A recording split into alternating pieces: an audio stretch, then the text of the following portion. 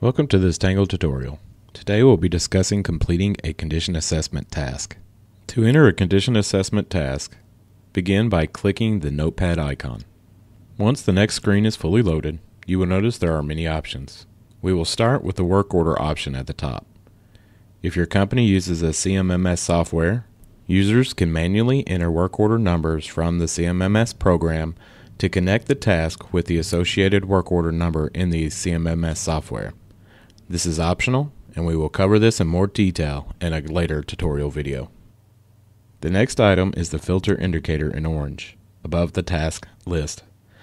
This will show the users what filters are currently applied to the task display. To remove a filter, simply click the X in the orange box. To the right of the filter indicator, users have more options. Text fields will allow users to manually type in a location, which will auto-filter the list of locations in the task. For example, if we are looking for leaks, type leaks, and only the points on the task that match leaks will be displayed. To remove the filter, remove the text from the box or click the blue drop-down list and choose Reset Filter.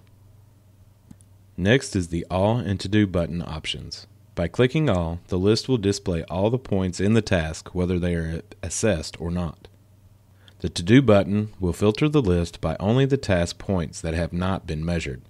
The default setting is by To Do. To remove, click the All button, or remove the filter in the orange box by clicking the X. Now we can begin taking measurements. Let's start by explaining the columns. Select Box Column. This column allows users to select multiple points and apply a status that does not require further actions to complete, such as condition comment or entry.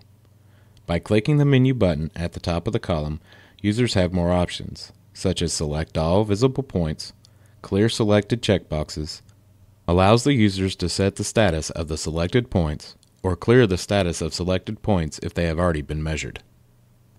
Let's do a few.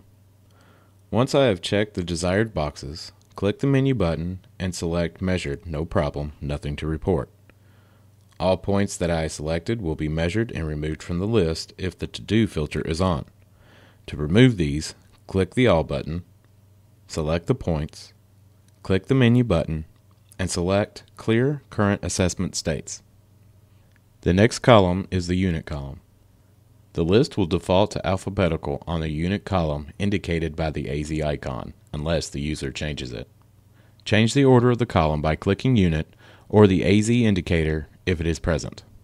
If the user wants to set the remaining unassessed points of a unit to the same assessment state, the user can click the menu button next to the unit and select the state that does not need further actions, or can clear the states of all points under that unit.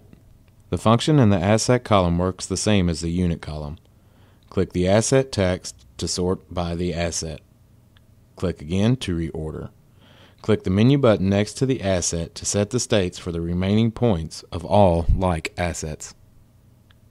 The Component column works the same as the Units, Functions, and Asset columns. The difference is the ability to set the states that need further actions. Click on the menu button, choose Measured Condition Entry. The condition entry editor will be displayed. Fill out the required fields. For more information, you can view the Add Condition Entry tutorial on our channel. Also note that once the condition entry has been completed and the user hits Save, the condition entry is live and other users can see the condition entry. However, if the user removes the assessed state before the task is closed, the condition entry is automatically removed from Tango. After all the information has been entered, click Save.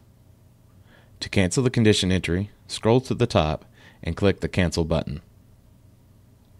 Another option is the Measured, no problem, Add Condition Comment. This option is for points that have a condition that may not be causing a problem, but could develop into a problem at a later point. This allows the users to put a note onto the point to set a reminder to re-examine the problem on the next task measurement, or add this point to a condition comment report visible by managers and planners. Measured mildly abnormal, depending on the facility, may or may not require a condition entry. In most cases, it will remind the users to examine it more closely on the next task. Nothing measured and not measured may require further actions depending on the facility and their guidelines for task reassessment.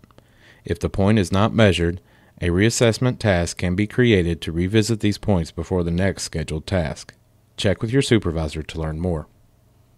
The status column will show the current assessment state and will allow users to view or edit the condition entry or comments associated with the point. The previous state will show the last assessment measurement taken and will give the option to view the assessment history for that location. After the assessments have been made, the pie chart at the top will display the percentages of the current state. Click the pie segments to filter the list to see all of one type of measurement. The previous pie chart will filter the tree by the previous state. To remove this filter, click the X in the orange box or click All. Once all locations have been assessed, users will receive a pop-up asking the users if they would like to close the assessment. By clicking OK, it will take you directly to the Condition Assessment Assignment report. Cancel will take you back to the task where users can edit the task, close the assignment, or delete the assignment. Thank you for watching this tutorial.